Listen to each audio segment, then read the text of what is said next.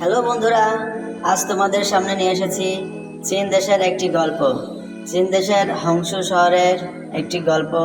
এই শহরে একটা বিশাল ভয়ানক ভাইরাস ছড়িয়ে যায়, যার কারণে মানুষগুলো সব দানবে পরিণত হয়ে যায়। কিন্তু কিছু মানুষ থাকে যারা স্বাভাবিক, তারা এই দানবের হাত থেকে বাঁচার জন্য একটি প্রাচীর তৈরি করে। বহুদিন আগের কথা বন্ধু, এই প্রাচীরটা অনেক মজবুত করে শক্ত করে তৈরি করে এবং তারা সুন্দরভাবে দিন যাপন করতে থাকে।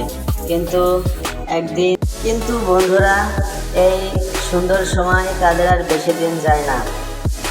কোনো একদিন তারা তাদের এই প্রাচীরের কাছে আসে এবং এই প্রাচীর পরিদর্শন করে, কিন্তু কিছু সৈনিক এসে তাদের বাধা সৃষ্টি করে এবং তাদেরকে গুলি করে হত্যা করারও হুমকি দেয়।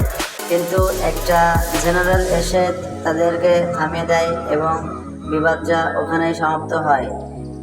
এবং ওই জেনারেল অফিসার সেই সাধারণ লোকের সাথে কথা বলার সময় হঠাৎ করে একটা বিকট আকার শব্দ হয় এবং সেই প্রাচীর ভেঙে পড়তে থাকে। তারপরে তারা দেখে প্রাচীরের ওপাশে বিশাল এক দানব।